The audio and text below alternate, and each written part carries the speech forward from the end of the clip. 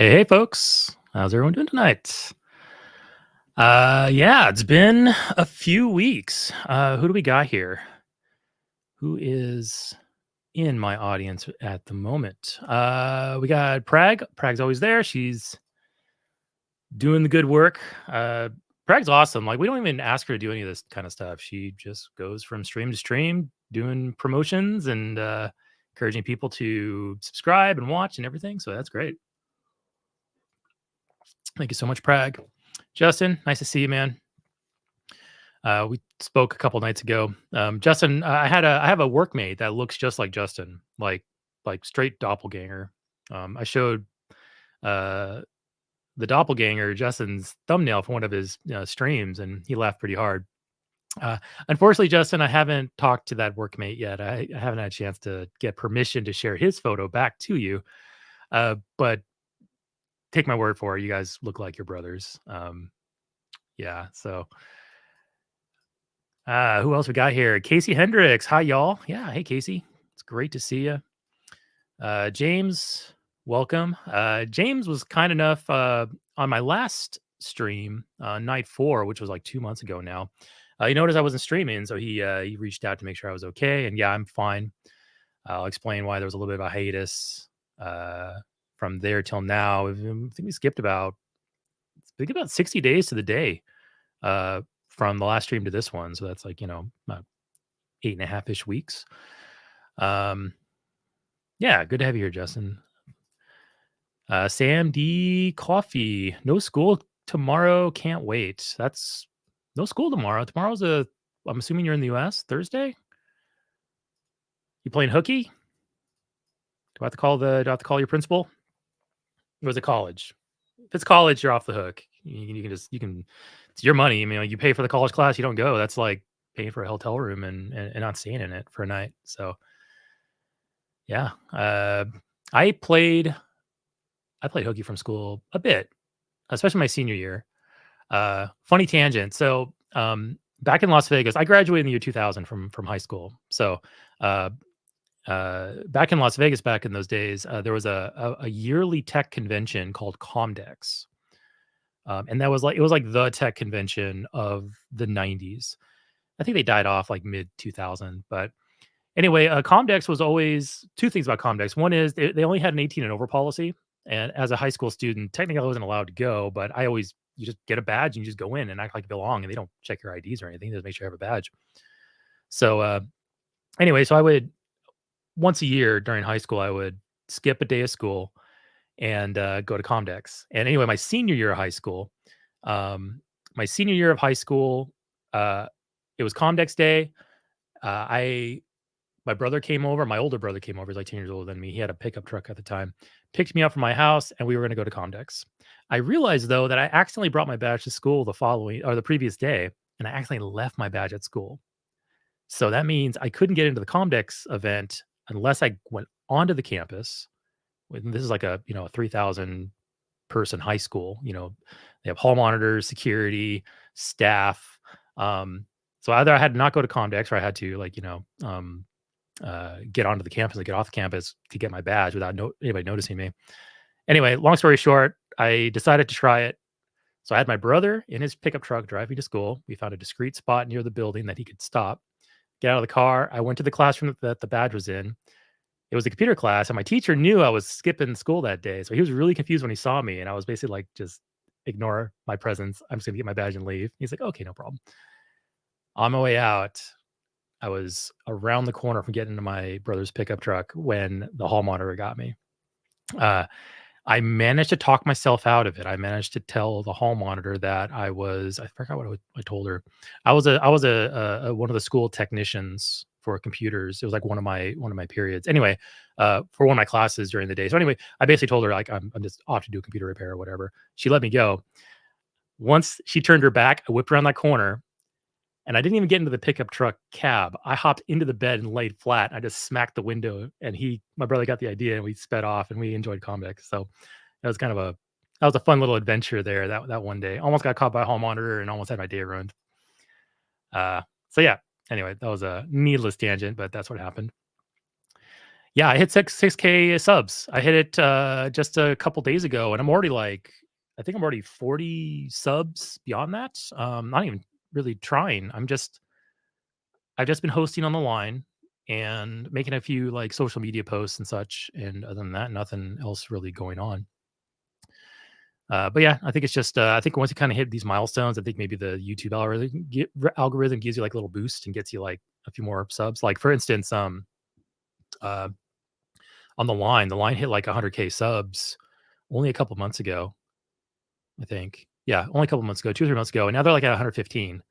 So their growth seems to have increased once they hit that milestone. Probably the algorithm goes, "Okay, you're like the real deal. We're gonna throw more viewers your way," and that's what happens. Brag again, thanks. Uh, oh yeah, plain hooky. That's an old fashioned term, just basically uh, uh, being purposely absent from a responsibility like school or work to go goof around and goof off. So plain hooky. I mean, man, it's probably like that's probably like a term from like the 50s or something. Like I'm not even that old and I still use it. Uh, so yeah, that's basically what plain hooky means. It's you're just purposely being absent from responsibility to go goof off. Da, da. And yes, Justin and Earl have a new channel called Wavelength, and their show Deep Six. I'll be appearing on that show here in a couple of weeks. So yeah, I'm looking forward to that. It's going to be fun. They've already had R and Raw on. I think they have Base Theory Grayson scheduled to appear, uh, and a few others. So yeah, yes, I've been kind of watching your thumbnails. So yeah, great. I'm glad you guys launched a new channel, and I wish you the best success. Uh, so yeah, so why was I absent the past 8 weeks? Well, my mom died in the beginning of February, and it wasn't it wasn't like a really super duper hard emotional thing on me. I can talk about a little bit my relationship with my mom. It was definitely strained to say the least.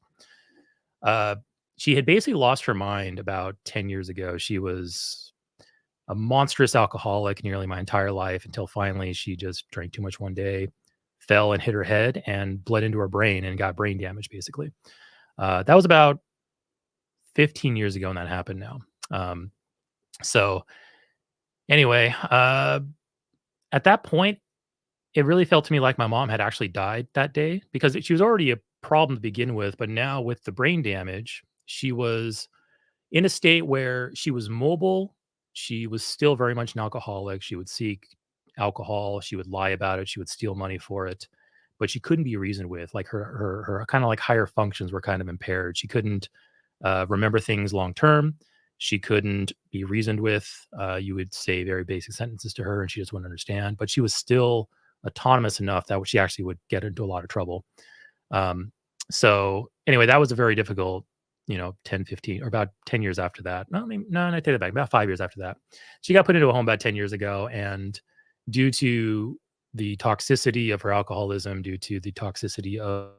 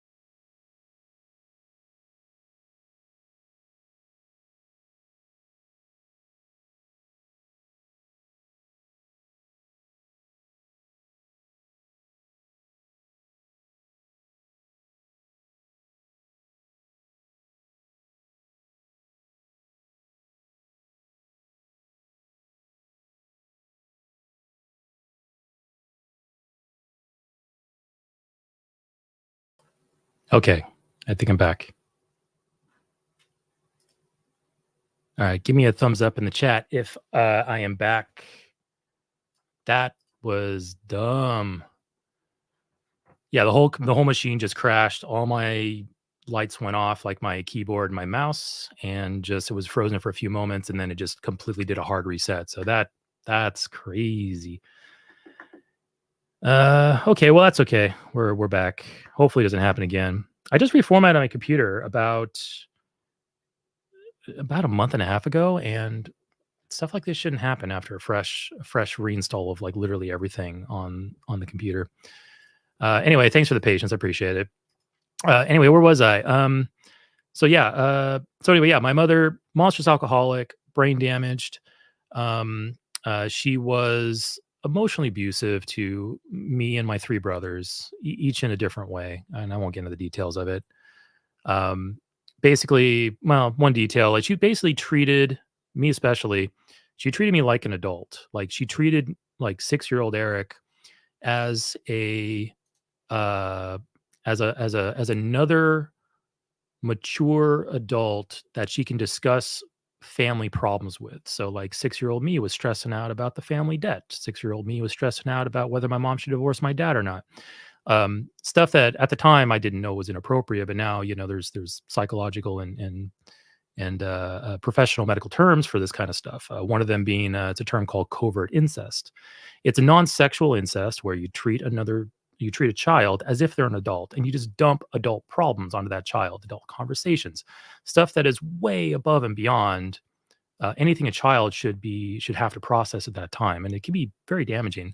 That's probably one of the reasons why I'm so like debt adverse now in my adulthood, is because I spent like my formative years stressing about 1990s, the family's in $40,000 of debt. Holy shit, how are we going to do about this? And stuff that kids shouldn't have to deal with. So anyway, that was kind of the level of abuse she levied towards me.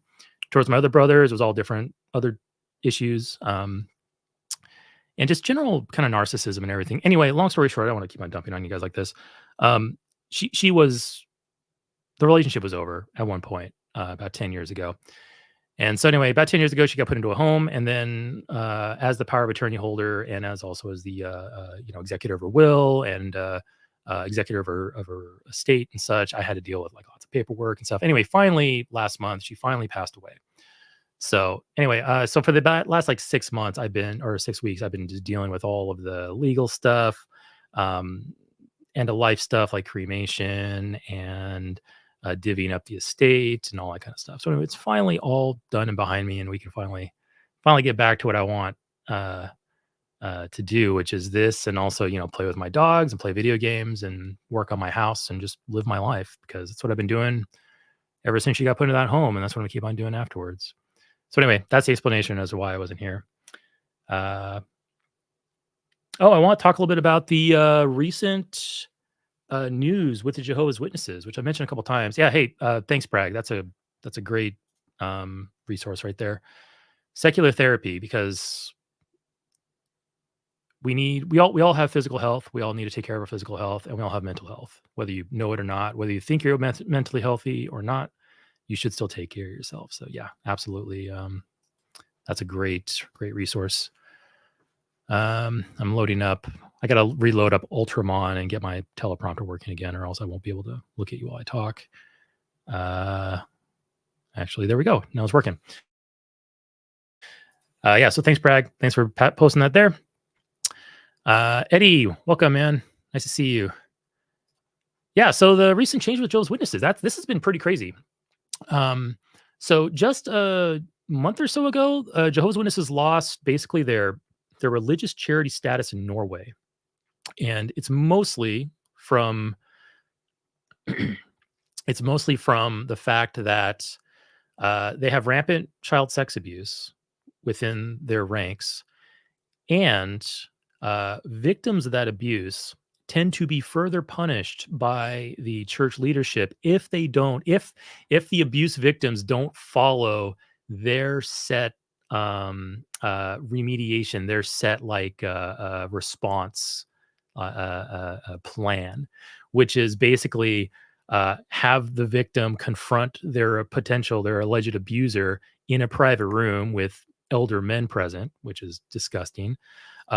If there aren't two witnesses to the rule, to the offense, then there is no discipline levied against the alleged abuser.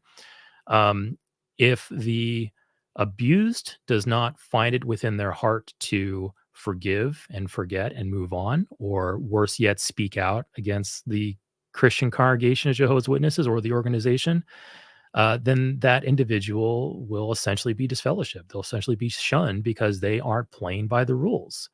Um, all the while, the witness leadership do not call the police unless the law explicitly says you must call the police when you know about this. There's no law that says that.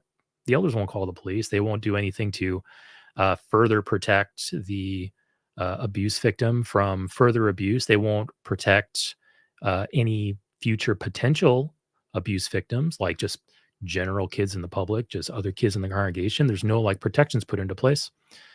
And anyway, all that kind of snowballed, and now within Norway, that all kind of came together, and they lost their charity status because I think the charity status was lost because of the shunning that the witnesses will enact upon an abuse victim if they don't play along. So that and what does loss of charity status mean? Well, they no longer get subsidies from the government. I think they have to now pay taxes and such, and it's going to cost the witnesses quite a lot of money. And on top of that, the Norway verdict, even though Norway is only one country, other countries in Europe can use other countries' verdicts as not necessarily strict precedents. It's going to be country to country and it's going to vary, but not strict precedents in their courts, but it can heavily inform and influence decisions because they're like, well, this was already debated in a country who has laws and values that we already agree with. So we'll just go ahead and reference them when it comes to, what should be done in these situations. So I think what happened was the witnesses recognized that, oh crap, this Norway thing's bad. We're gonna lose this money. This might snowball into other things. We need to make it look like we're doing something to address this. So they dropped two really awesome announcements, which completely missed the point of anything. They're nothing burgers, and it's fairly funny the way they presented this and the way they made it look like this is a new light and this is like the organization marching forward. One is men can now grow beards. That's their first change. Men in the congregation can now grow beards. That was the first announcement. The second announcement came just, I think, a week ago or so, and this one has 3 items in it. One is women can now wear trousers and slacks in church. Yeah. The next one is men don't have to wear ties and coats in church unless they're given a part, in which case they are obligated to wear a tie or a coat. And then the third one, which is at the very end of this list, I think they presented this last, and they even had like a dramatization about the appropriate way of doing it. But now disfellowshipped individuals within the congregation can now be greeted by those in good standing in the congregation at the Kingdom Hall. So if a disfellowship before, traditionally, when a disfellowship person goes into the Kingdom Hall, nobody talks to them. That person is disfellowship. You do not spiritually associate with this person. They said this in court. Spiritual association is cut off. You do not speak a word. You don't even give a greeting to this person in the street.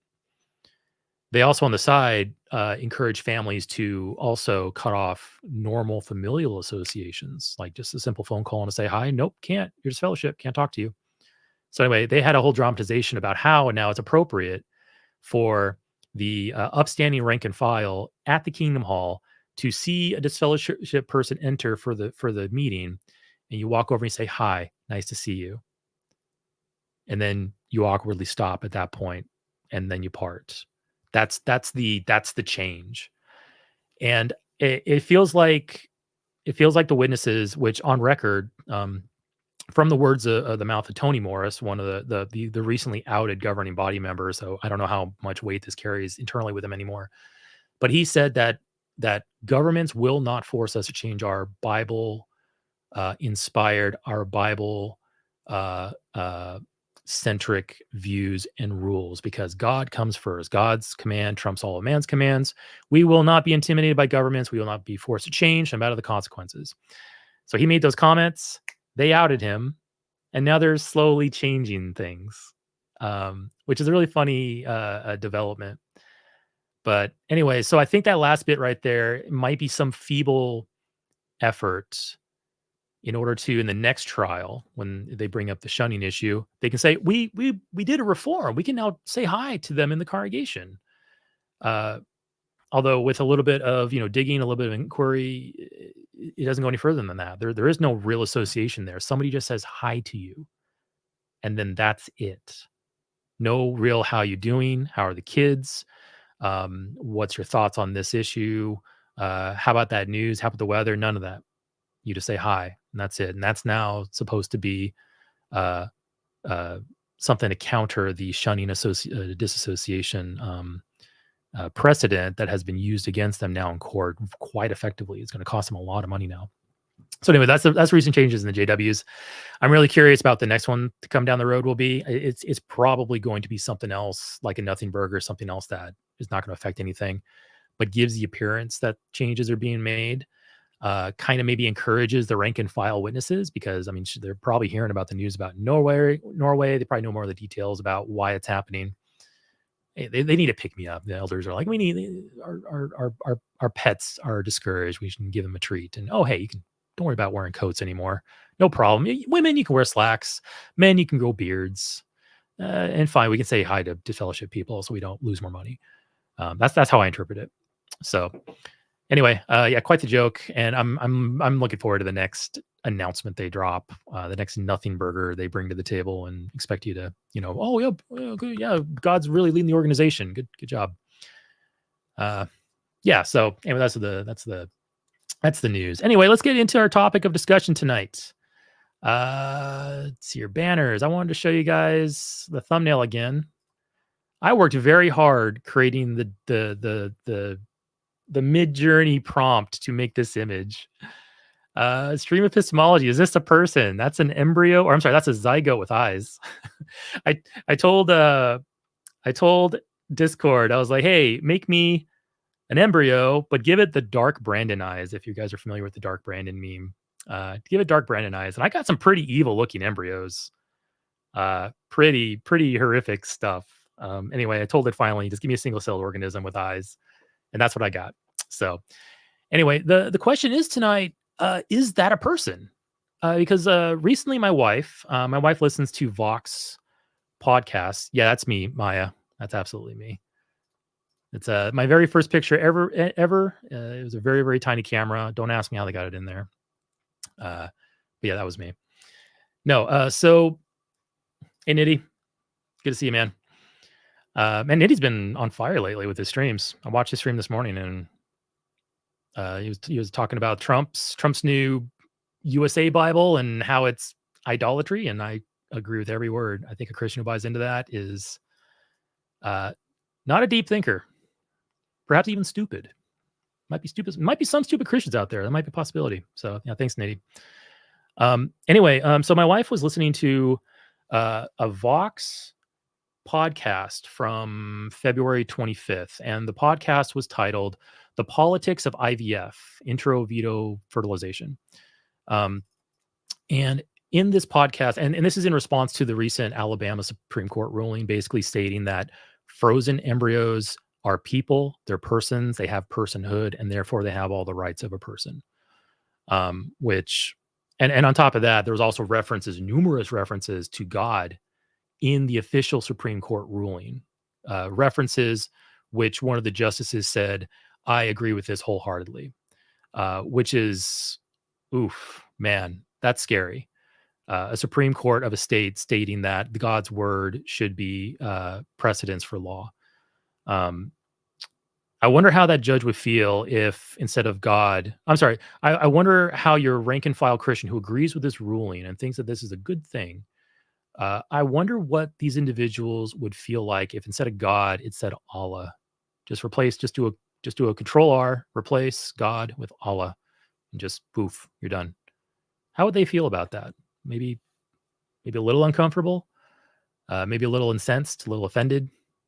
Maybe now church-state separation seems important. Yeah, I'm not saying all Christians don't. Anybody who's a Christian that doesn't anybody who's a Christian and does agree with this ruling. I'm not saying they all haven't thought of that, but I at least hope some of them have, and I really wonder what they think about that, because it's a scary precedence when somebody's interpretation of some book, some poorly worded book, can now become grounds for law. And what stops the next step from being, any of the horrific stuff in the Old Testament about, stoning people, what to do with unbelievers, what to do with competing tribes, the next region over. Hey, that tribe over there, they're worshiping the wrong God. It might be a slippery slope, but you never know. How far would that go?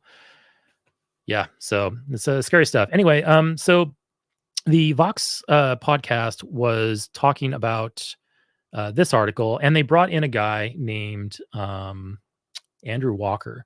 And so what we're going to do is I'm going to pull up the podcast, and we're going to listen to it bit by bit. I don't have anything to show you because it was just a podcast. Like, there's no like real video there. I will show you one of my documents where I'm going to be laying out some terminology, but for the most part, it's just audio. But I'll show you some websites and such to kind of give you an idea of who this Andrew Walker guy is, and some of the stuff he says, and how I'm sure it makes sense to him, but upon further examination, really doesn't make any sense at all. Okay, so anyway, I'm sorry, my computer reset, so I'm reorganizing my windows still. I need to fire up Spotify so you guys can hear it.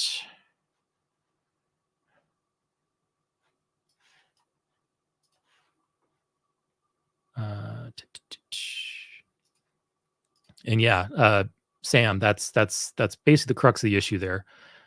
There's a little bit of an overlap with the abortion issue because we're talking about embryos, but and I'm going to go into that in a little bit here. But basically, this guy comes at it from the pro-life perspective and arguments. The problem is, though, he's trying to use arguments covering the entire pregnancy and trying to apply those to literally the first couple weeks of an embryo development. In IVF, they don't let fetuses develop and then discard the fetuses that are not used. It's only the embryos. So any abortion overlap, any abortion argumentation overlap with this should only be limited to the first few weeks. But anyway, he's going to not do that. Okay, I got to remember how to present.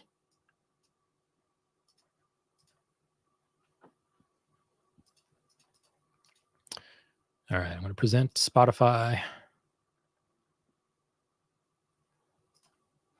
Let's get that in there so you guys can hear it. All right, and if you want to follow along, in the description of this stream, I have a link to the podcast itself, but I also have a link to the transcript. It's at Google Docs link down there. You'll see it underneath it's underneath the podcast, docs.google.com. If you click on that, it'll take you to their Google Docs page, and you'll have a full transcript of the entire podcast. We're going to go over the podcast like 25 minutes. You strip out commercials and the intro, and you remove the part 2, which is with somebody else, which we're not going to be covering tonight. We'll be probably about 10 minutes of actual like material to cover, but we're going to have like lots of commentaries. So it's going to be a little bit. And also, yeah, if there's any, how many people got in here now? 14. If we have any Christians or religious folks in the audience who just wants to like call in and give their 2 cents, or they want to do some, run some street epistemology with me, tell me what they believe and why. Feel free to call in. There's a number in the description and also the StreamYard link. I think I freshened all of them, so it should all be current. If it doesn't work, let me know. And then, at the end of this, we'll just open the mic up or open the stage up to anybody who wants to talk, and we'll just close out the night that way. Okay, so let's see here. And this is not to poison the well, but I think this is a great example of how religiously based thinking can make you say some stupid things, contradictions, silly implications that, once you think things out, like once you think about this position, you plan to play it out in your head and work out some some thought experiments, some hypotheticals. What he says actually leads to some pretty absurd situations later on. And things that I suspect that if he were presented, I think he would backpedal on some of his claims, or maybe start structuring like a special pleading type of argument. But he's not here, so we can't really determine if that's the case or not. Okay, so I'm going to, I believe it starts at around, I don't want to start, I'll probably start in the middle of commercial here, so give me a second here. Why can't I hear it? 1 second. That's why. Okay. You guys could probably hear it, but I probably couldn't hear it because my speakers are set incorrectly. Because my computer decided to take a big dump on me right when the stream started. Okay, great.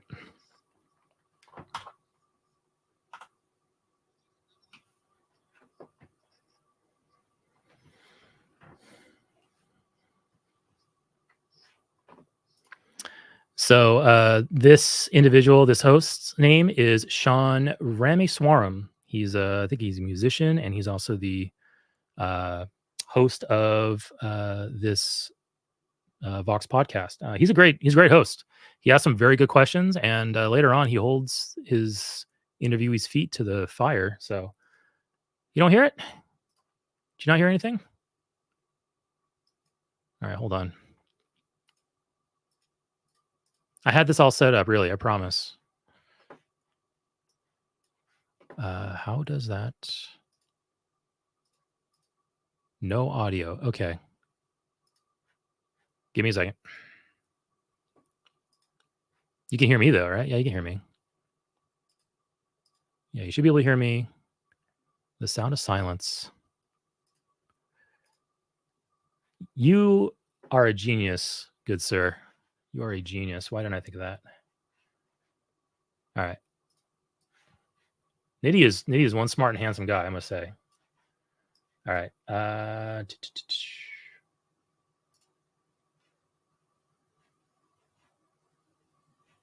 right. Just load that into share. Copy episode link.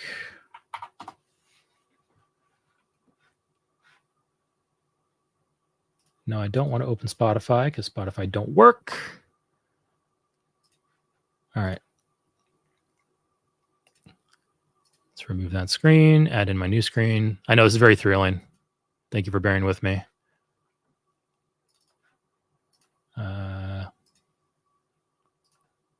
Share screen. Chrome tab. Okay, let's try that now.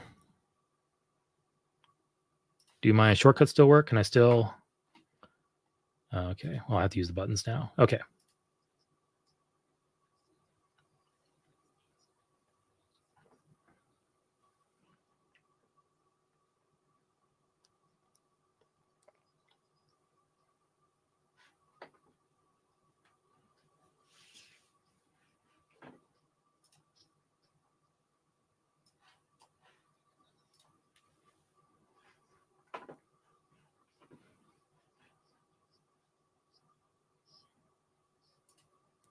Okay, let me know if you guys heard that. So again, that was Sean Rameswaram. He's a pretty good host. And he asked some really good questions later on. And when his interviewee was dodging a question, he actually called him out on it, which I really appreciated. Wait, still nothing? You yanking my chain, Justin?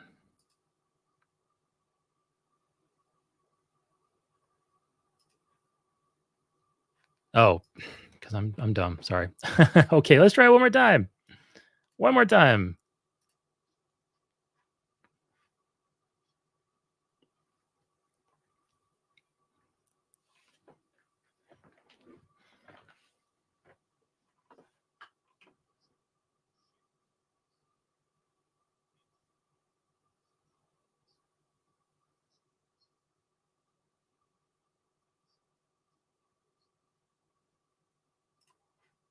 All right, can you guys hear that? What the heck? How do I? Why is it doing this? I've done this before.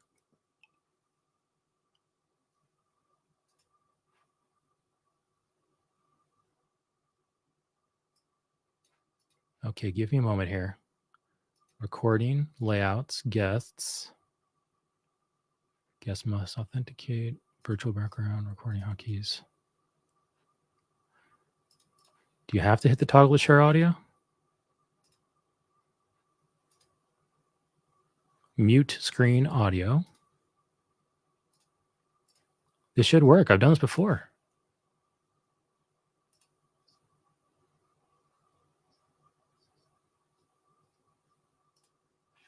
Did you hear about the think tank?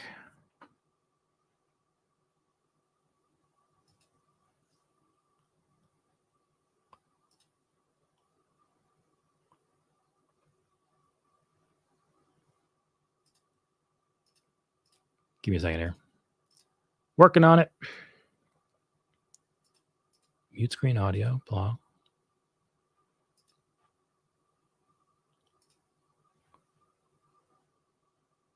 This should just work. I've done this multiple times before. Maybe if I set my output to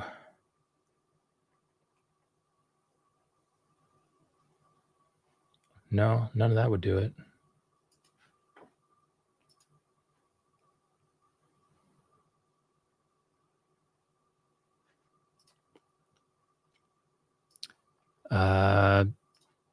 Sorry, give me a second here. I'm just trying to figure this out. Yeah, Sam, take it away while we wait. Take it away.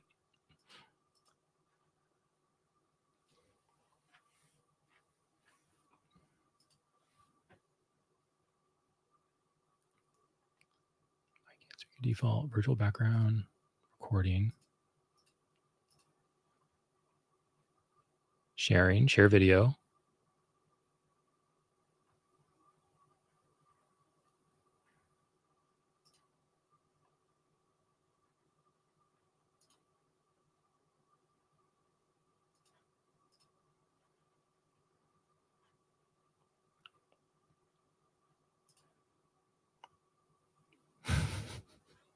Nice pun.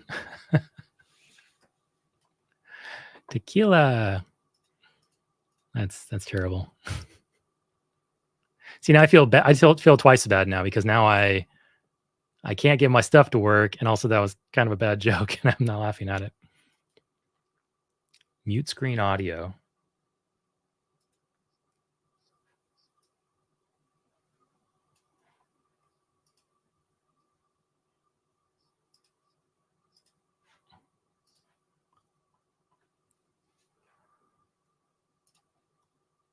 How's this?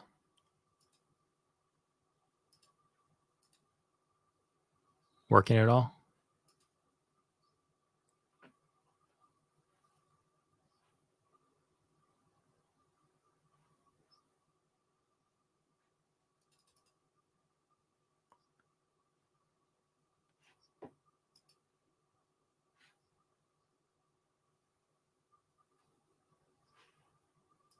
I wonder. Okay, you know what I'm gonna do? I'm gonna share a YouTube video.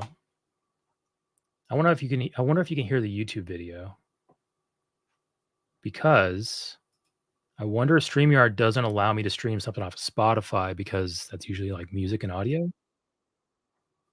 It's going to lead Here's the current preamble. I'll be able to. Okay. current Okay. broad- Okay. Break it down. Break it down. Universe. Can anybody hear this? Do you want me to break it down, or do you want to discuss it?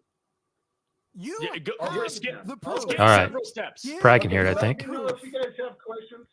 All right. So break. Can I get down double the confirmation from somebody components. else? Let's say you get rid of all the galaxies. Brad gave me double confirmation. Okay. Space, and let's just say all we have in space. I got a feeling that Spotify will not stream audio to StreamYard. Yeah, I had it low, Justin. Oh no, if that's the case and Spotify won't stream it, I have to go to okay. All right. I have a third plan. Witty, or not witty, nitty. I take back all the things I said about you. Your idea didn't work.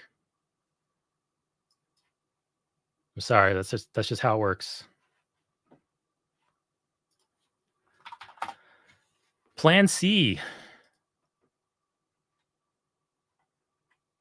Let's try streaming directly from the Vox website, which I didn't want to do because the controls are very clunky. I'd rather stream from Spotify where I have like hotkeys and stuff to do rewinds, but we may just have to just not. Last week, the Alabama Supreme Court said that frozen embryos were children, and boom, just like that, the United States had a new culture war. I warned that red states would come for IVF, and now they have. When you talk about an embryo, you are talking about, to me, that's a life. Obviously, an embryo transfer doesn't mean that it's a guarantee that you'll end up with a baby. But without that, there's no hope of us having a baby. The vast majority of Americans support fertility treatments. Heck, the vast majority of Americans think insurance should cover fertility treatments. But on Today Explained, we're going to hear why some religious conservatives think this process is an abomination and why they think their views should be imposed on you, and what the political implications of this Alabama ruling might be in this here election year of ours. Okay, so finally, thank you so much. Yeah, it's got to be an anti-piracy measure. Well, hey, now I know, and I will probably not make that mistake again in the future. I'll probably forget maybe about 6 months from now and try to do another podcast, but we'll see. Yeah, it's probably StreamYard knows, hey, we should not be doing this because they'll get in. That's stepping in some big legal doo-doo there if you allow people to just like stream music, the NFL, anything like that. So anyway, okay, that was the host, Sean Rameswaram, and like I said, he's a musician, he's a host, he's really good. I like him a lot. I like the way he conducted this interview. Let me skip past the commercials by clicking the interface. I think about here. We found Andrew. All right, there we go. We figured none of the Alabama judges who just decided frozen embryos are living children would talk to Today Explained, so we went looking for someone. I imagine they're probably avoiding talking to a lot of people after that controversial ruling because there's lots of uncomfortable questions around invoking God so much in a Supreme Court ruling and why their God should take priority over other gods of other citizens that they're supposedly ruling over. So I imagine those guys are hanging low. And it's Alabama. Man, Alabama. That's all I'll say about that. Who shared their views. We found Andrew Walker. I'm an associate professor of Christian ethics and public theology at the Southern Baptist Theological Seminary in Louisville, Kentucky. Okay, so this is Andrew Walker. I have his webpage right here once it loads back up. I mean, gotta add one more. I'm now finding out something else new. I have 2 Chrome profiles open. I have one for the podcast and I have one for everything else. And they're under 2 different profiles and I can't do a StreamYard switch, which means I have to do it manually. And that's going to suck. I'm having such great technical success tonight. This is quite amazing. In fact, it doesn't even show up. Oh boy. Okay. Okay, I think I know how to do this. I know how to do this. Okay. Can I just pull the tab over? It doesn't work, but I can do this at least. Okay, cool. All right. I got to work around. It shouldn't be too painful. Boom, this guy. All right, this guy's Andrew T. Walker. He's the interviewee of this podcast. He has a pretty long resume here, but it's mostly theological in nature. Associate Dean in the School of Theology, Associate Professor of Christian Ethics and Public Theology, Director of a think tank, a Christian conservative think tank, of course. He's a fellow in managing editor of World Opinions, which I believe is a conservative Christian like newspaper, online newspaper. What else? Southern Seminary, joined that in 2019. So he's kind of a big wig in the theological education sphere. which is kind of funny because as somebody who's a PhD holder and as somebody who's a professor and as somebody who is in a think tank, I would imagine he should be very careful with his terminology. He should be very careful with the way he uses words, what he applies words to. Think things through. If you're going to start broadening definitions to make them more convenient for your narrative, thinking through the implications of what those loose terms will mean down the road, which that's my whole shtick tonight is I don't think he did. But anyway, we'll talk more about that here in a moment. He's going to start talking about what he thinks a person is. I'm also a fellow with the Ethics and Public Policy Center as well, which is a think tank in Washington, D.C. So what was your reaction when you learned that the Alabama Supreme Court granted embryos personhood last week? So before we get into that response of his, I want to talk about definitions. I missed my section here in my outline because of all the shenanigans so far, but I think words. I think especially when discussing very intricate, delicate, nuanced topics such as in vitro fertilization, abortion, religion, anything ethical. I think terminology is very important, and the way you use your words is also very important.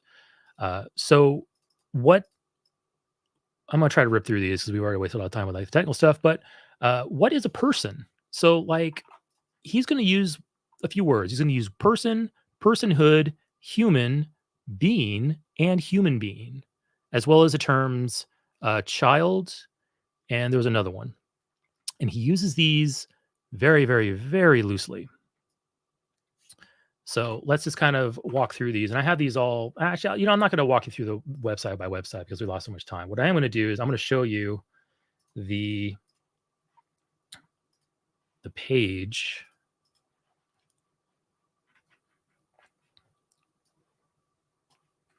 I'll just put it here. Can I just put it in the chat? Can I just put that in the chat? Is that enough room? I'll toss it in chat so everybody can just look at it there. That and that. It's going to probably get mangled a little bit.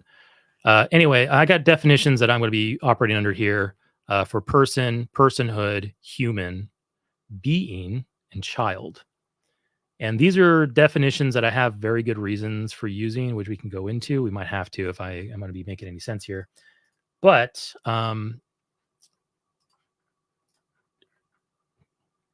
get back to my notes. But I'll just rip this really quick. So, and I'll maybe do better than that. So give me a second here. Give me 1 second.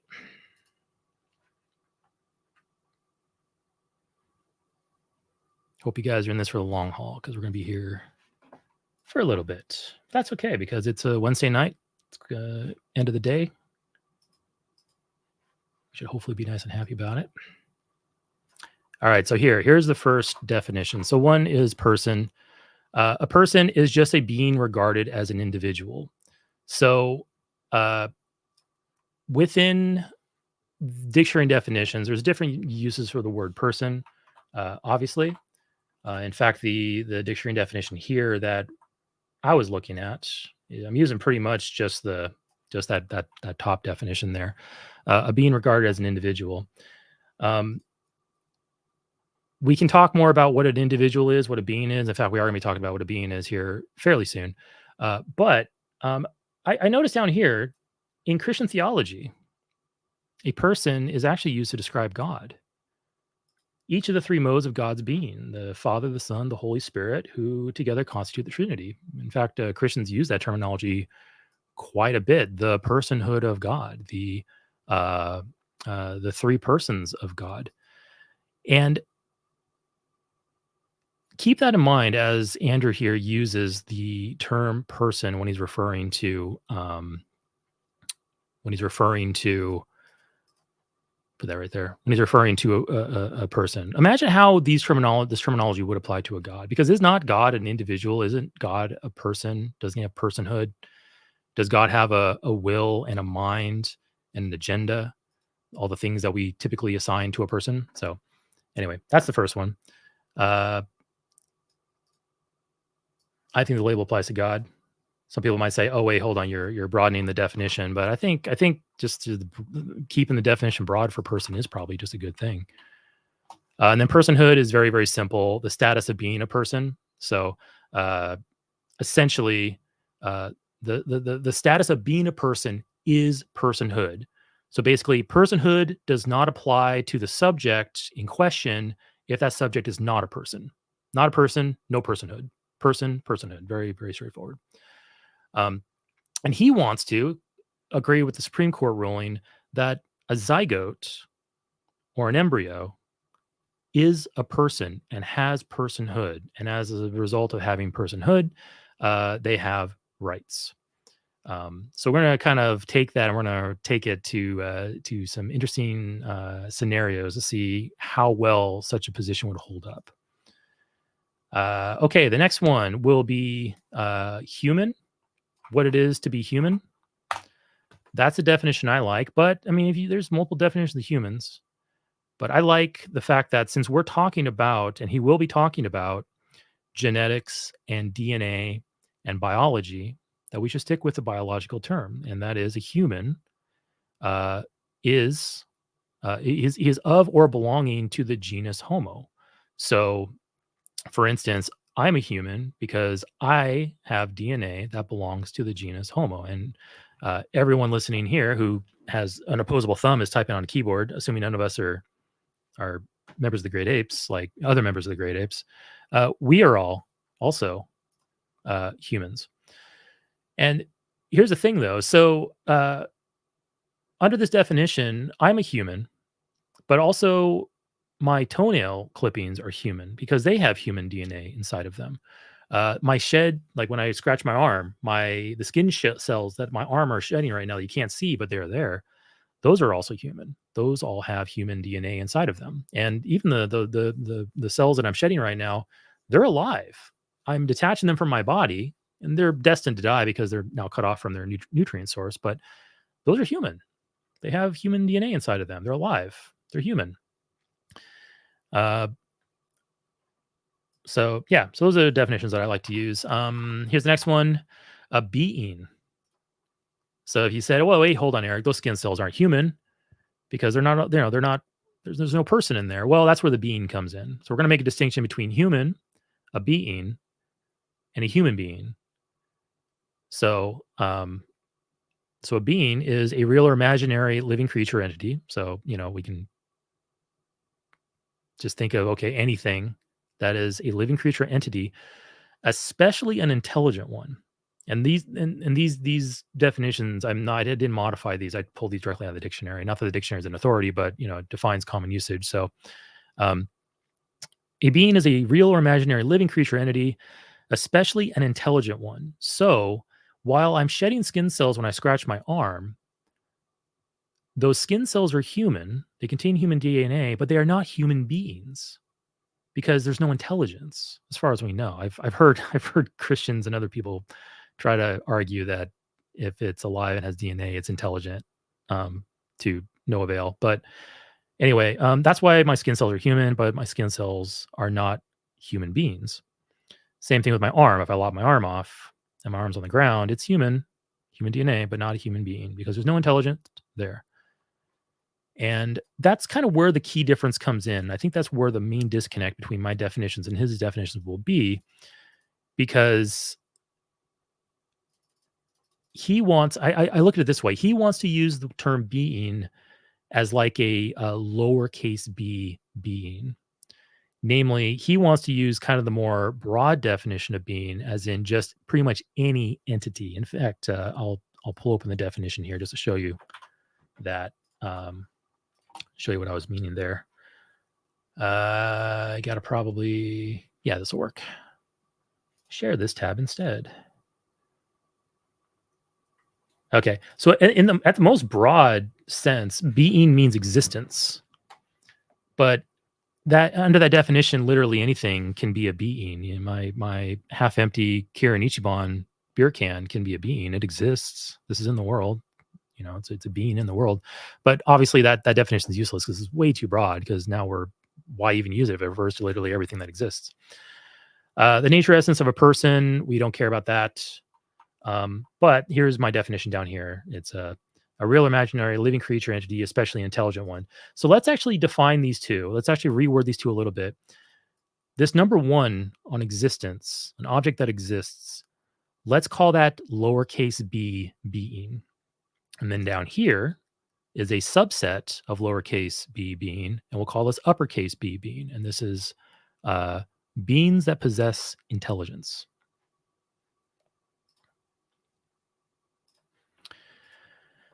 And think about, as you go, obviously I already watched this live stream or this podcast, so I already kind of know the answer, but think about the being, the whether Andrew here is going to use lowercase being for existence or uppercase being for intelligent existences. Which is he going to use? Because if it's lowercase b, then the type of being between me, my shed skin cells, the corpse my mother left behind, and a zygote are all the same. They all contain human DNA. They all exist, so they're all human beings. But that's not quite right, right? Like my skin cells, we wouldn't refer to my skin cells as a human being. It would just be, it's a human thing. Human lowercase being, as in a human object that exists, but it's not a human uppercase being, a thinking, intelligent, human DNA possessing entity which contains a mind. So think about the path he's going to go down. Which path is more convenient for his argument? Well, obviously lowercase b being, where it's just existence, is going to be far more convenient for the narrative he wants to push. But again, that's going to lead to some pretty crazy scenarios and conclusions once you kind of think about it. And yeah, and I already mentioned it. Uppercase b being requires intelligence. And what does intelligence require? Naturally, intelligence requires a mind. And as far as we know, a mind requires a brain or some type of physical medium to operate upon. We can play with it a little bit because I'm going to invoke God in here a little bit. So we can say, okay, maybe a mind doesn't require a brain, because Christians think that God exists as a mind and God doesn't have a brain. So we can play with that and without that in our definitions.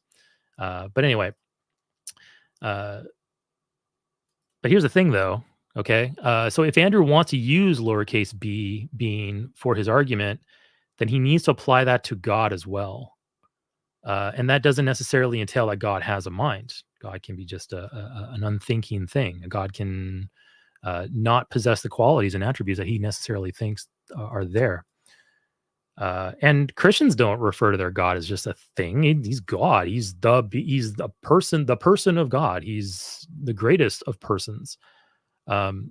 So Andrew here is going to use lowercase being when it's convenient for talking about, embryos and zygotes, but then he'll switch to uppercase b being when he wants to talk about his God, which I don't like inconsistency, so I don't like that.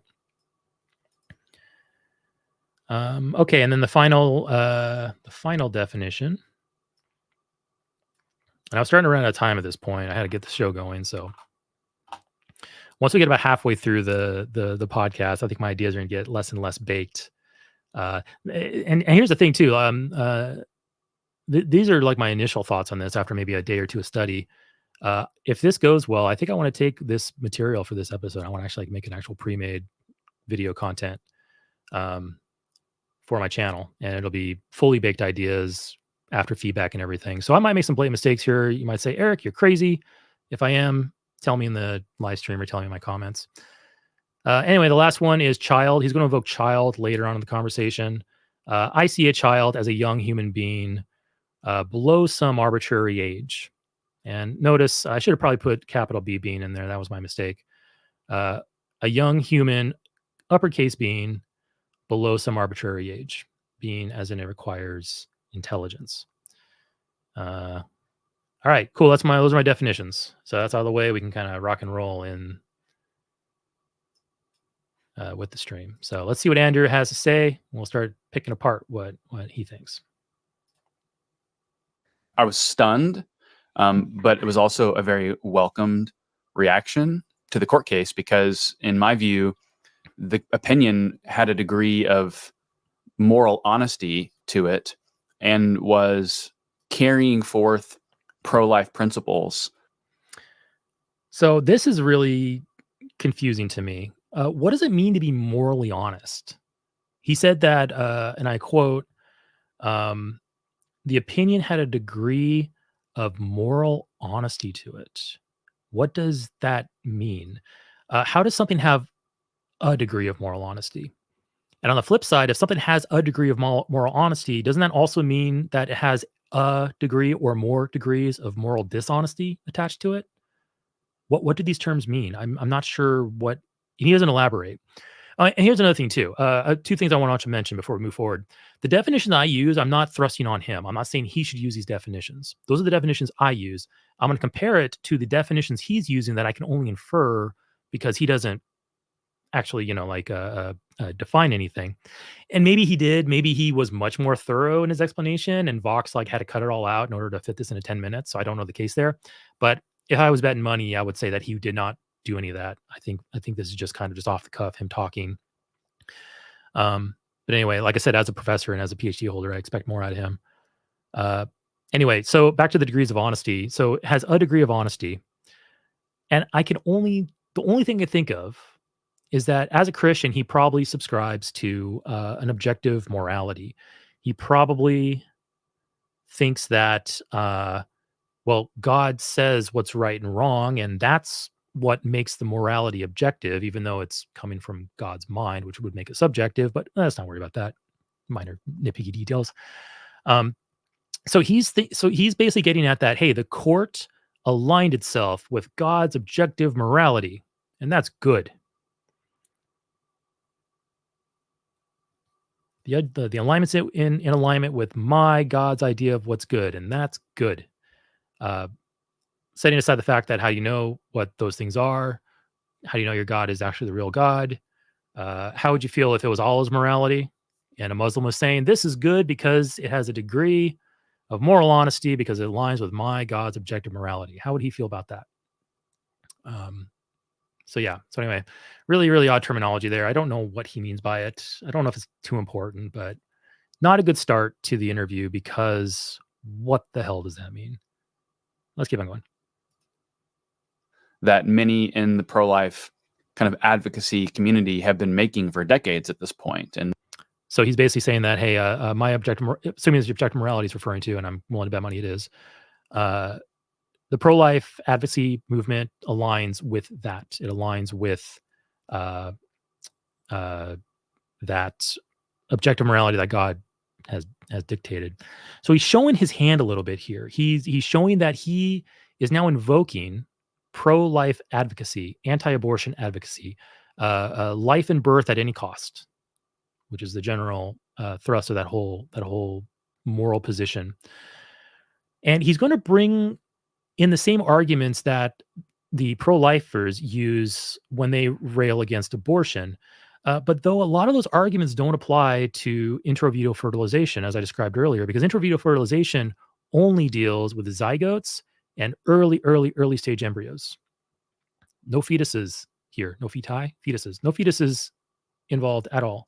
But he's going to try to bring in those arguments. He's going to try to bring in that terminology, and because he thinks it's a home run. He thinks that a human being, spoiler alert, a human being begins to exist at birth, and that's human uppercase being, because he's going to start invoking a zygote's wants and needs and thoughts before he even has a brain. Spoiler alert. I'm sorry. I gave away my hand. But anyway, that's where it's going. And these arguments don't apply because in IVF, embryos are kept frozen in an extremely early state of their development. We're talking about literal microscopic clumps of cells, identical cells, nearly identical cells. No nervous system, no brain, no organs, nothing. It's smaller than a pin tip of a cluster of cells. Probably when I was scratching my arm as a demonstration right now, I'm probably shedding more cells that are in some of those embryos. That's how small it is. And two, he will eventually start talking about the zygote, the embryo's wants, needs, and desires, but he has no guarantee that an embryo is going to develop into a human. Like we have lots of embryos. Well, there's zygotes at that stage. Zygotes that don't imprint on the uterine wall, that are simply discarded by the body. They don't take and they're gone. In fact, I think like 1/3 of potential pregnancies end that way. So that's one thing. And even if the zygote imprints, then there's still there's a host of genetic issues. One of them being anencephaly, which don't look that word up unless you want to see some disturbing images, because that's basically a baby without once born. It's a baby without most of its brain. Most of its brain. It's missing skull plates. It's a horrible looking genetic disease. It's miserable, I'm sure, for the life form that emerges. I'm sure it's miserable for the parents. When a doctor discovers it, universally we need to terminate, because it is so phenomenally rare for one of those. I'm using the very, very specific words here. It's very unusual for one of those life forms to exist, to stay alive for more than a few minutes or hours or days after birth, because literally 98% of the brain is just not there. And what is there, while is part of the brain, and I'm no doctor, but very likely has no consciousness, no thought, no mind in there. It is just a rudimentary control system for the organs that will fail fairly quick. But anyway, yeah, don't go looking that up unless you want to. I mean, like look it up. If you got a summer for that kind of stuff and you are curious, yeah, go look it up. It's actually pretty fascinating in a morbid way. But my case being, though, that Andrew Wilson can look at an embryo in a microscope and he has no idea what that's going to turn into. That thing might have anencephaly, which means that his idea of that thing having thoughts, feelings, and emotions potentially one day is false. That thing will never have those, but he's going to still treat it like it's a person. So yeah, anyway, yeah. So as we go on forward here, he's going to start using very sloppy language. It's going to get even worse. He doesn't set definitions for child, human being, or even life later on. He's going to start throwing these terms out, start connecting them. He's going to start switching them in and out, some sleight of hand, like a half-rate magician. It's going to get really weird. It's going to be really fun too. I really like this. Lastly too, it feels like to me like he's going to start using these words. He's going to start using these words more for their emotional payload rather than their actual definitional payload. He's going to use words that will invoke certain emotions inside of you. Because when you think of a cute baby, you think, oh, a cute baby. But he's going to try to use baby for zygote, for embryo. He's going to try to use the word child for zygote and embryo. And he's trying to blur those lines, smear that paint around like a kindergartner with finger paint, smear all over the school desk. Yeah, so I'm hoping I'm setting a better example in using precise, well-defined is one sentence each in my chat there, but as well-defined as I can make it on a live stream. I'm trying. It doesn't feel like he is. So I'm hoping to do a compare and contrast in here. Okay, let's keep on going then. One of those principles is that a human being is a human being at all stages of their development. So a human being is a human being at all stages of their development. So he's using capital B being here. Well, okay, let's actually look at both ways. If he's using lowercase being, a human object that exists is a human object that exists at all stages in its development. Yeah, obviously, that's a tautology. There's no reason to invoke that kind of a tautology with lowercase being. Obviously, the thing is the thing at all points in time in its existence of that thing. That's just a tautology. So he must be using, I think, uppercase being here, capitalized being. He's trying to say that the human being that you are right now, that I am right now, that Philly is right now, who just came in. Hey, Philly, good to see you. And also Josh, welcome. Good to see you. And also Paul Pittman. Good to have you here.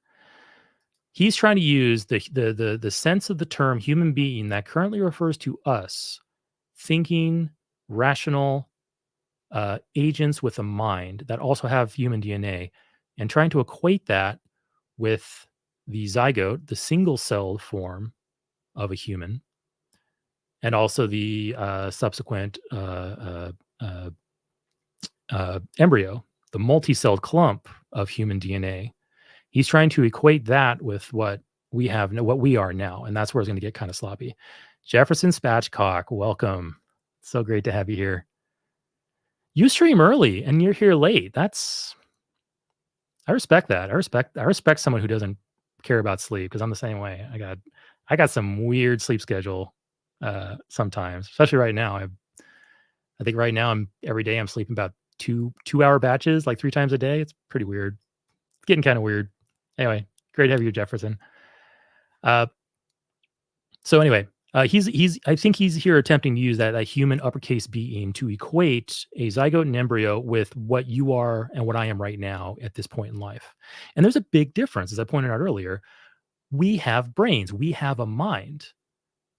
The zygote and the embryo does not. And he understands that, but he tries to then say that, well, that zygote's future mind, that zygote's future desires, which he has no idea whether that actually might be the case, or what those, and if it is, what those desires actually are. He has no idea about that, but he's going to try to equate what you are now to what that thing might become and act like they're equal.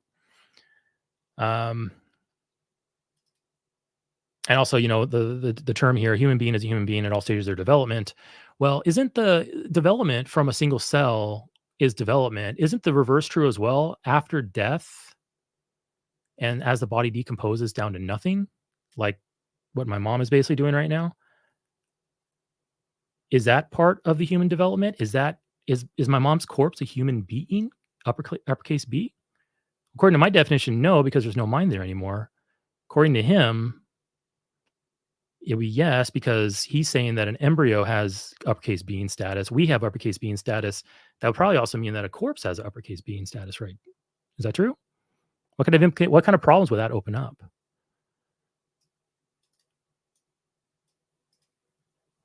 Yeah, so I think it's really important here that, like I said, he could have been way more careful with his terminology here, but he wasn't.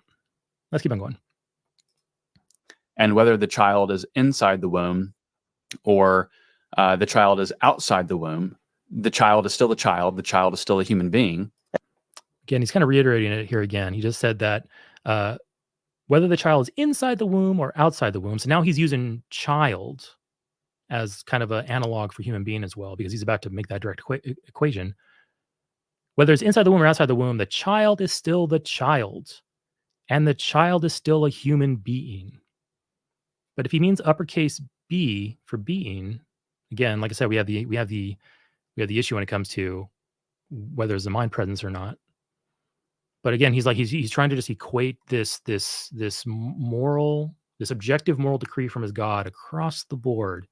He doesn't want to see the nuance in human development. He doesn't see the nuance in what the functions of the life form, the human life form, are. He doesn't see any of that. He doesn't care to, because he has some scriptures in a book that says that God knew us before we were born. He knew us in the womb. And that somehow means that, oh yeah, that's a human being because God knows us. So therefore there must be something there. I'm not even talking about the soul here yet. I'm not going to talk soul about that at all, because that'll really muddy the waters, whether there's like a soul attached to that embryo or not. That'd be interesting if he said that. That would actually be much more interesting had he said that and said he's in this gobbledygook. Because at least then, at some point, he would have made some type of theological argument. But at this point, he hasn't. Okay, so let's think of a thought experiment now here. So he's trying to basically apply this label across the board to all phases of human development, from conception all the way to death. And then, like I said, you can make it really absurd and take it all the way to decomposition. But let's think about a thought experiment here. All right. And I'll ask Andrew, if you ever listen, you won't, but if you ever listen, Think about this. And everyone else think about this here too. Imagine that you are in a hospital. And in that hospital, a fire broke out. And everyone's evacuated. It is just you in that hospital, and you need to get out. But in front of you, on your way out, you stumble across two things. To your left, you see an adult woman on a medical bed that has wheels. She's alive. She's conscious and talking to you. She's asking you, let's leave that part out. She's alive. You can see the monitors next to her. She's unconscious. Why not? She's unconscious. You can see the monitors next to her. Yeah, she's definitely alive. I see the BP and I see the oxygen level and I hear her breathing. You have a living adult woman right there on your left on the medical bed. To your right is a cryogenic case that says 1 human embryo. And you know inside that case is a human embryo that's frozen. According to Andrew, these two things are the same. So Andrew, if you're hearing this, you have the ability to save one. You can't save both, unfortunately. You can only push the cart or carry the case. It's a very heavy case. All the cryogenic stuff inside of it. Keep that embryo frozen. Which one do you choose? I would choose the woman. But what would you choose? Do you value the embryo more than the woman? Because if you choose the embryo, that means you value the embryo more than the woman somehow. And yeah, Jefferson, this is not my original question. There's other people contending with this have asked this as well. There are Christians who would answer that they would have saved the embryos. And I think those Christians are the same ones that say, yeah, slavery is moral because they know what a reasonable answer would lead them to. So they don't take the reasonable answer. They take the unreasonable answer. Now, of course, maybe there is a reason why you should take the embryo. I don't know, but I would need him to explain that to me because I can't think of a good reason to take that embryo. And we can also kind of ramp up the emotional aspect of that. The woman's alive. I'm sorry, take it back. The woman on the medical bed, she's conscious. She's looking at you. She's saying, hey, get me out of here. I don't want to burn to death. I'm scared. Please, I'll do anything. Save my life. Would you still take the embryo if that was the case? Why isn't the embryo saying those things to you? Oh, right, it doesn't have a mind. But yet they're still equal. So let's say hypothetically, if he takes the embryo, we can tear him to shreds on that. That's pretty obvious. Let's say he says, well, I acknowledge that they are equal, but I am going to take the woman on the stretcher because I just value this life slightly more than that other precious life over there. In which case I can just say, okay, fine. New scenario, same thing. Hospital's burning down. You see the woman on the medical bed, and that case to the right no longer says 1 embryo, now it says 10 embryos. Would that change your choice? Would 10 embryos be enough for you to leave that woman behind, screaming and begging for help? What if it was 100 embryos, 1,000, 1,000,000? What if there was 1,000,000 embryos in a case to the right and 1 adult human female woman on the left, and she's asking you for help? What would be your choice in that point? Because if these are the same, if according to him, that a child is a child in the womb and a child is outside the womb, that child is still a child, that child is still a human being, you have to say that, yes, they're equal. So why would you choose the woman over 1,000,000 embryos if you go that path? And if you go for the 1,000,000 embryos, why are you taking 1,000,000 things that you have no guarantee? Statistically, you can maybe say you have a guarantee, but let's say, hypothetically, all those embryos are not viable. They all have that genetic condition of encephalitis. Encephalitis? I'm good at the medical jargon. Encephalopathy. Let's say all those embryos had encephalopathy. You just basically rescued 1,000,000 dud embryos. And you let a woman burn to death for it. I wonder what he would say about that. Like, what would he say? What would you say? I would take the woman every time. Every single time.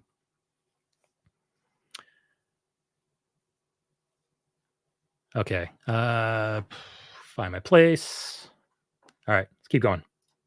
At the time that Roe v. Wade was decided in 1973, they didn't have the medical evidence and information that we have today that clearly shows that life begins when the union between the sperm and the egg occurs. So according to the transcript here, it cut to like a clip of a TV, Eagle Eye TV. Even though it's a podcast, we can't see it. It cut to like that was a broadcast. Oh, and actually the transcript says that was Alabama Supreme Court Chief Justice Tom Parker, which I think is the guy in the Supreme Court ruling that agreed with the God claims in the ruling. He's basically saying that the science is clear that life begins with the union between a sperm and egg occurs. Life, which should have been probably another one of the definitions that we would have went over. I agree. Life begins at conception, but what is life?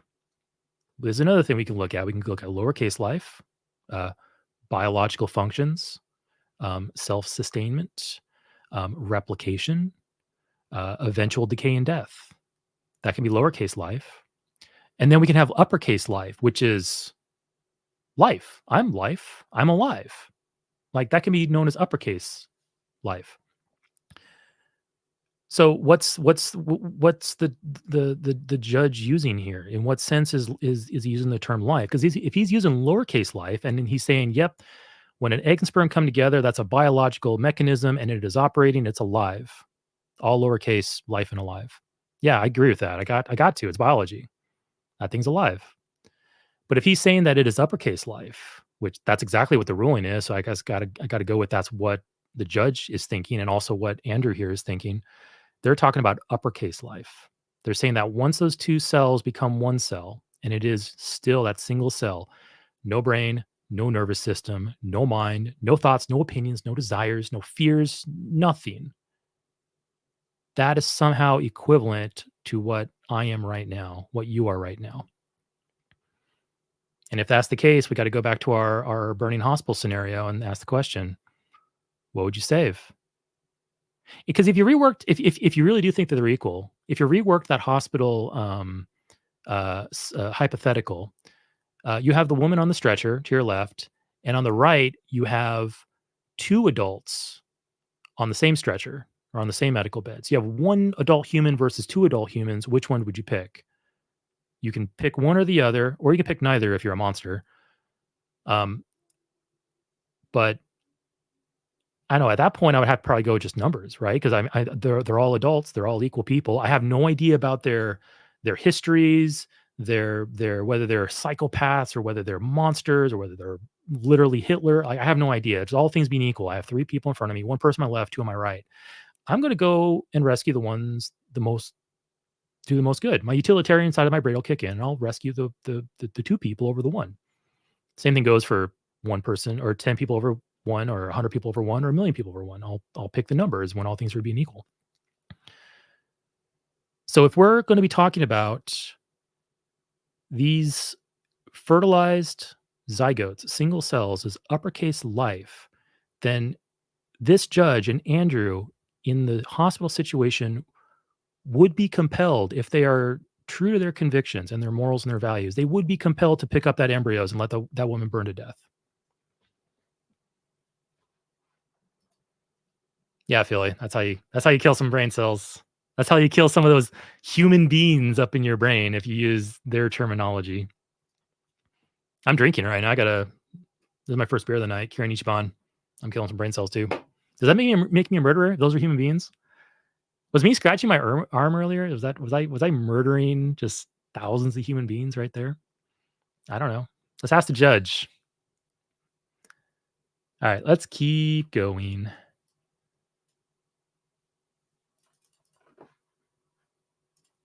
If it's a child that is in its embryonic developmental stage and it's frozen, in my philosophical and theological worldview, that's still a child.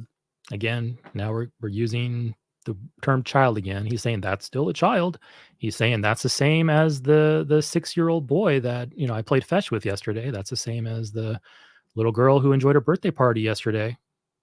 It's the same. So again, let's take that woman in that hospital and replace her with like a 6-year-old girl. 6-year-old girl or 6,000 fetuses in a container. Which would you pick? All right, and here's where the host will kick in, and he will point out everything I just said. I think there might be a lot of people in our audience, Andrew, who hear you referring to an embryo as a child, and they might be confused because literally we have two different words for these things, because to a lot of people they are two different things. Can you explain to people how you believe an embryo to be a child? Okay, great question. And that's why I like this host. This is the first time I've ever heard this podcast with this host. And I like him because he asks questions like these. And later on, he's going to call him out for avoiding a question. So let's see what he says. The philosophy and the biology here are actually, I think, pretty clear. The philosophy and biology here are actually pretty clear. Sorry, I'm pausing a lot. Let's keep going. What we know is from the moment of conception, all of the necessary component parts that comprise that human being and will propel their development forward is present from conception. So he's basically saying that I think on some level here with this statement, I think he's low-key admitting, yes, I understand there's no mind or no brain in there. I think he understands that. He would have to. He'd be dumb if he wasn't. He doesn't want to directly admit it. So he's saying, well, I understand there's a difference, but the components that are necessary, the potential is there. And therefore, that potential is as equal in value as to any other already fully realized human. So then I have to agree with him on, yeah, the potential's there. Yeah, the components are there.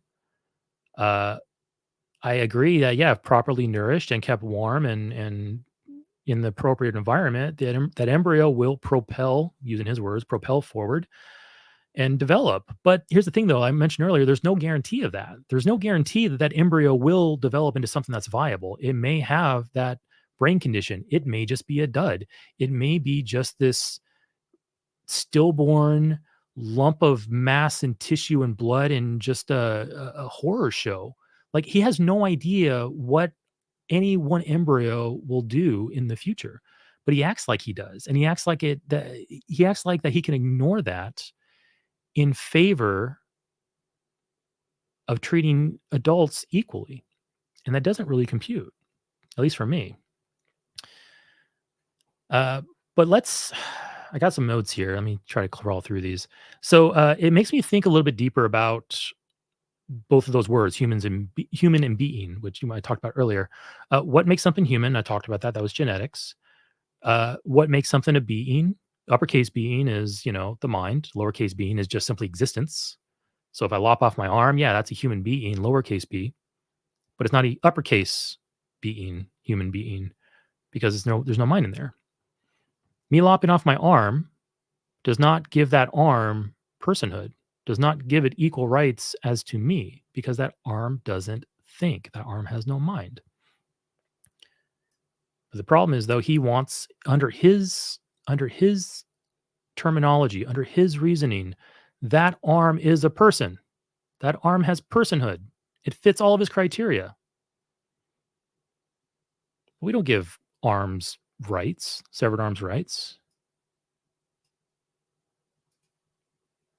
Makes you think about what does he think also about, severed arms, toenails, skin cells, hair roots. I'm constantly, all of us are constantly putting off living cells all around us. Like, are we constantly spawning other beings and subsequently letting them die, essentially murdering them due to neglect? I don't think so. Does he?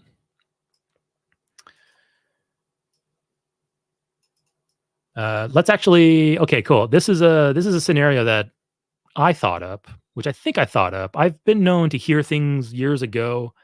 My brain puts it away, and then I will pull it back out and go, this is my idea. So if somebody else came up with this, then that's fine. I think I came up with it, but who knows? Let's do another scenario, kind of like the hospital, but this time I am a mad scientist. It's what I would have done if I didn't become a computer developer. Pretend I'm a mad scientist. And let's say I got Andrew in my lab. In fact, I don't just have Andrew in my lab. In his biography on that one page I shared earlier, Andrew has 3 kids. It doesn't mention whether they're boys or girls or other, but let's just assume. Well, let's think about this. Do I choose daughter because she's the weaker vessel in the Bible and should be honored, or should I choose a boy because boys get more rights in the scriptures? Which misogynistic path should I shove him down? Let's pick daughter.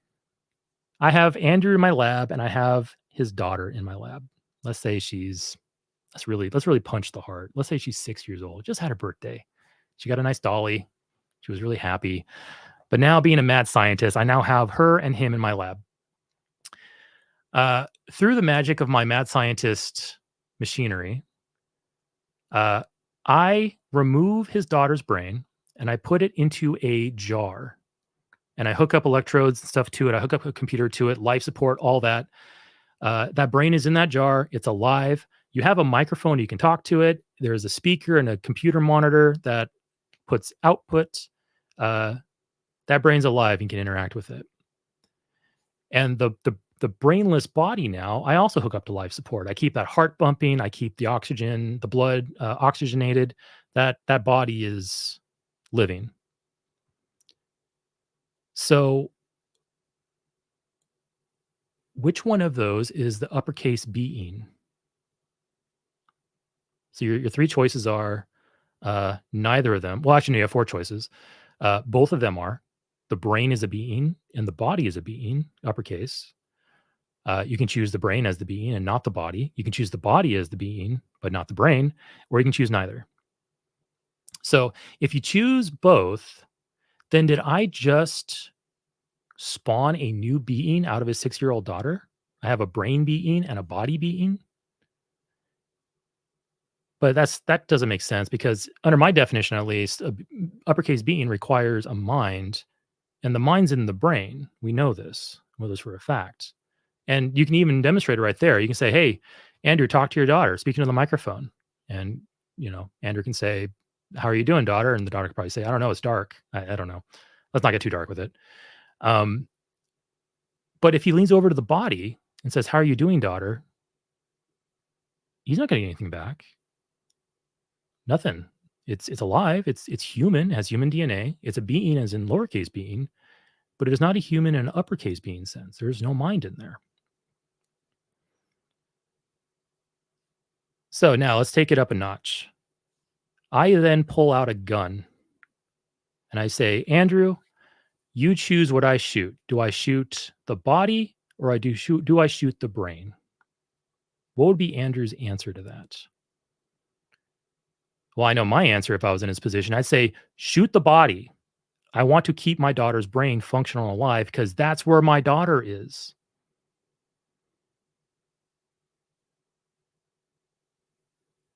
And if he chooses the brain, I'd have some questions, because that's, like, in my opinion, that would be super demented. But who knows? Maybe he has an argument for why he would choose the brain to die over the body.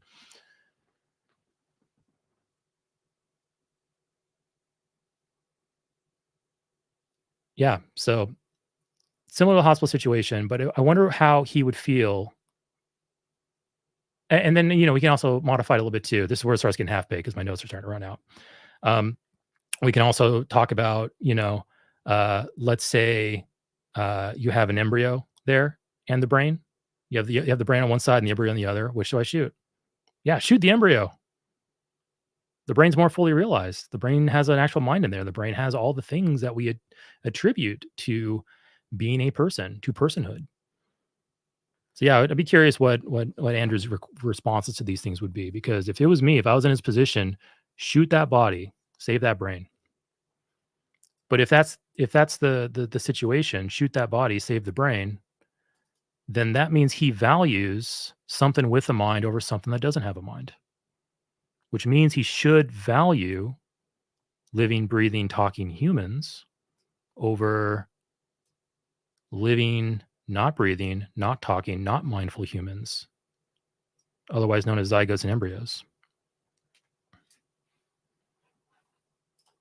They're a genetically distinct human being, different from their mother in the womb.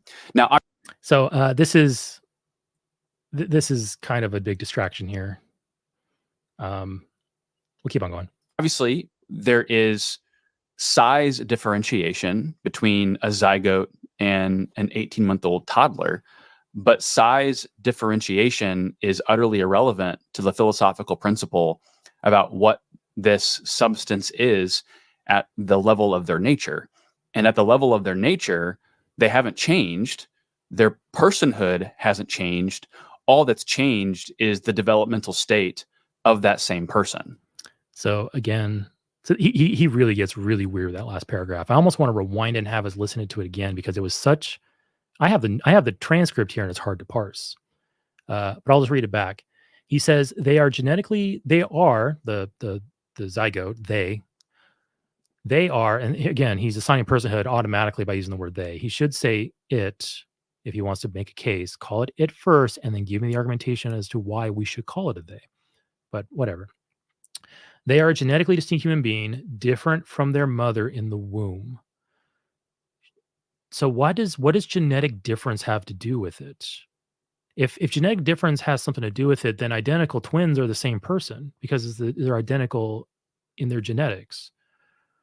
What if for some reason the offspring, I know it's probably biologically impossible, but we can think of a scenario where it might work, maybe in a lab or something, where the offspring, the zygote, is biologically identical to the mother, down to every single DNA, every letter. What if the child's identical? Does that change anything? No, it doesn't. Why even talk about genetic differences? Because you have identical twins. You have cases in a lab where we can have a straight clone. Andrew, if I cloned you right now, would that be a new person? Yes. Does he have your DNA exactly there? Yes. These are silly. These are silly things to say. This is a great example. I think Seth Andrews put it. This is a great example of how religion makes people say stupid things. Because he is throwing this fluff out there, trying to back up this nearly non-existent argument. It's really just an assertion at this point. He hasn't actually gone into really any real argument yet. This is fluff, and he's going to go into more fluff here next.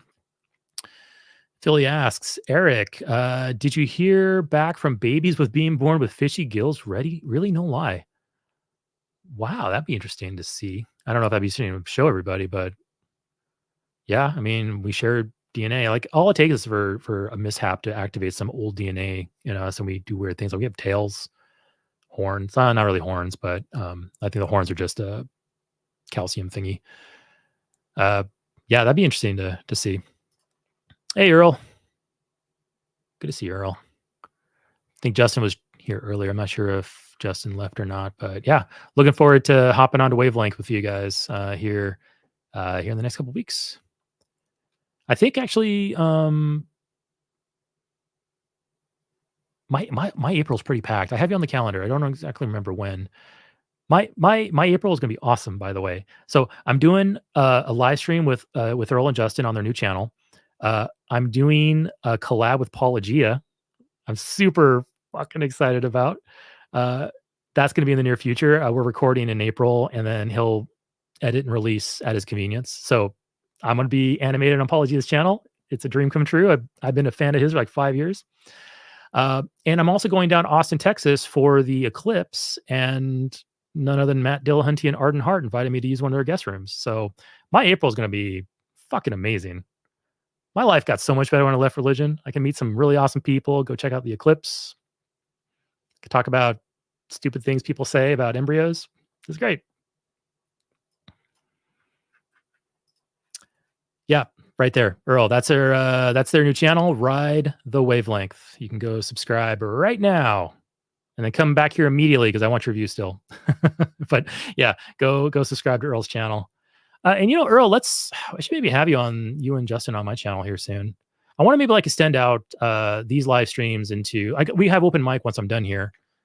Hopefully, I'll be done here pretty soon. And we're already going on 2 hours. I might split this up into 2 parts, which would be a good idea because I'm about at the end of my notes, and then I'll give you a chance to thoroughly analyze the rest instead of just winging it, and it starts getting weird and sloppy on my part. It'd be bad if I got weird and sloppy after I accuse this guy of being weird and sloppy. So it's probably prudent. Cool. Yeah. I'll have my people talk to your people. And what I mean is I'll talk to you and we'll get that going. So cool. All right. Okay. So anyway, yeah. So genetic distinctions, red herring, get that out of here. We don't care. The next bit is really good.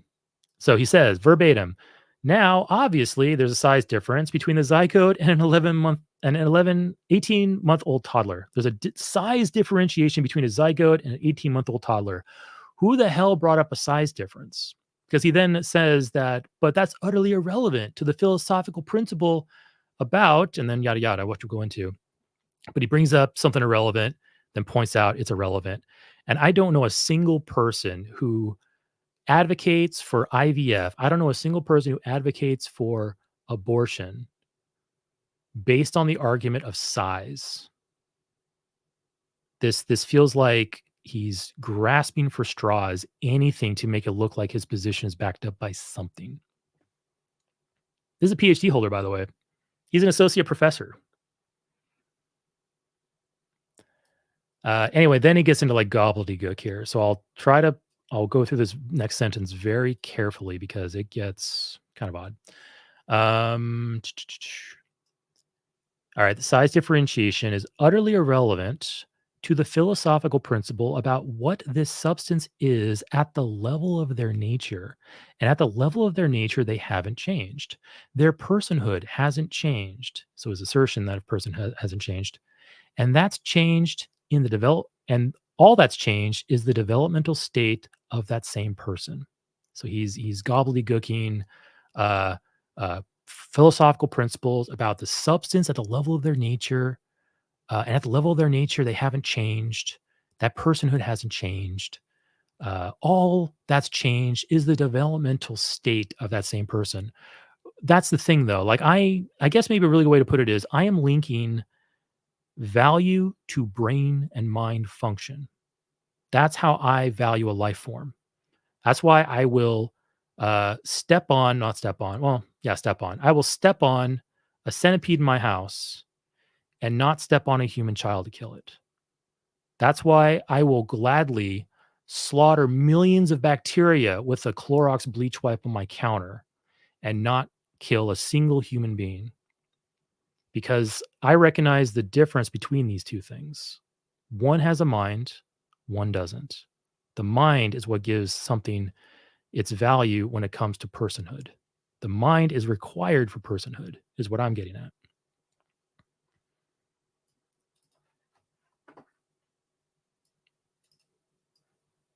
Okay.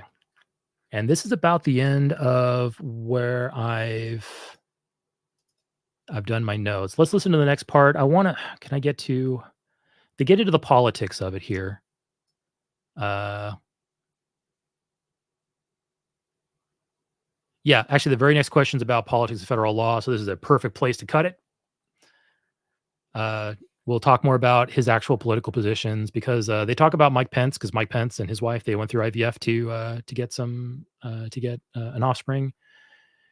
And him and his, gentle Christian fatherly advice, he would counsel Mike Pence and ask him, do you really know what IVF is? What's entailed? As if Mike Pence doesn't know.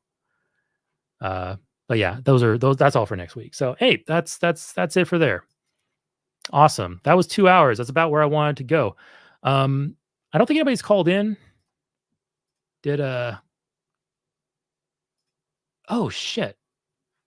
When my computer crashed, my call in studio got reset. I didn't start it back up. So maybe somebody called the line and I wasn't there to answer it. If you're still in the audience and you want to talk, use the call-in number or just feel free to use the StreamYard link. I'll wait maybe a few minutes and then if nobody wants to pop in, we'll just call that a night. It's been 2 hours. But thanks for listening to my rantings about another guy's rantings, my meta rantings. Do you have any new folks in the audience that I haven't noticed? I saw BTF. Welcome, BTF.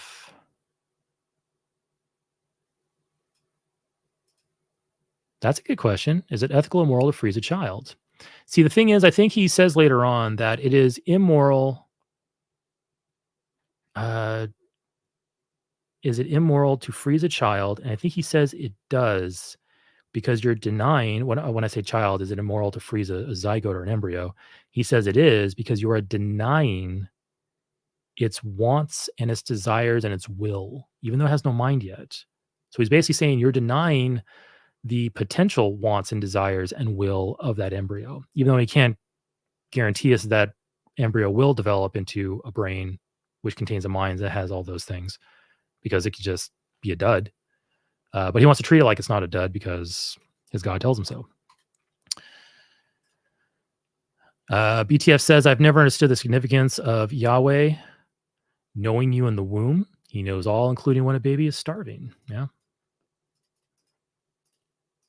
Yeah. Yahweh knew all the under their terms, all the babies, all the children in the womb when he flooded the earth. The earth was so bad that every single human had to die. There was no good in God's eyes. Even the unborn were deserving of such wrath. That's a scary implication. Something without a brain deserved punishment. Can you, yeah. Like let's actually really follow that. Something without a brain deserved punishment. Like, can you imagine looking at the skin cells that I'm now probably covered my desk with, like all those skin cells that just fell down there? Can you imagine looking at those and going, you deserve punishment. You are wicked. You are you transgress in my eyes. You are just despicable to me. I'm going to kill you. You don't say that. Nobody in their right mind says that. God does. That's exactly what God says. He looked at every single one of those zygotes and embryos, and he says, you deserve death. Oh, thank you, Earl. With love, keep up the good work. Turn on channel memberships, please. Oh yeah, I should probably do that. I do have to up my channel game. I want to get more OBS going. I want to get memberships and stickers and stuff all going. I guess my thing is, like, I don't really do this for the money. I've made no money off my channel, and I doubt I ever will. So those things don't quite occur to me, but they are fun for the audience. They're fun for the audience, having emojis and having your name light up green and having call outs and announcements. Yeah, I'll do that. Yeah. Thank you. And thanks for the $10. Appreciate it. That'll be funny. Next stream, I'll just give it right back. then YouTube can take 2 cuts of 30%. Thank you so much. Yeah, the word womb. Yeah, it's a pretty benign word. It is a weird word. It's kind of like moist. Womb, moist, a moist womb. Yeah, emojis are pretty great. So I'll think of a few. I'll maybe get some going. Yeah, actually, I think I have a minimum StreamYard membership, something like that. But cool. Okay, well, no one's popping in, so we'll just call that good. Thank you so much for tuning in. I'm so sorry about the technical issues. My computer just took a big fat shit. So I don't know why I did that. Shouldn't do that. It hasn't done that in a really long time. Hopefully it's not a pattern emerging. I'm about 9 months away from an upgrade. I'm waiting for the new NVIDIA GPUs to come out. They usually come out December or January every 2 years. So I'm waiting for the end of the year before I build my new machine, because building it right now doesn't make much sense, because you'll be paying full price for something that's obsolete in like 6 months. Cool. Okay. Well, we'll call that good. Thank you so much, everyone, for coming. And like, share, subscribe. And like I said, look forward to me over on Justin and Earl's channel, Wavelength, which I will show one more time if I can find it. Was it Ride the Wave? Can you look at it again, Earl? I'll put it up one more time. Yeah, but anyway, yep, there it is. Ride the Wavelength. Yeah, go check that out. Go subscribe, and yeah, cool. Have a good night. I'll catch y'all later.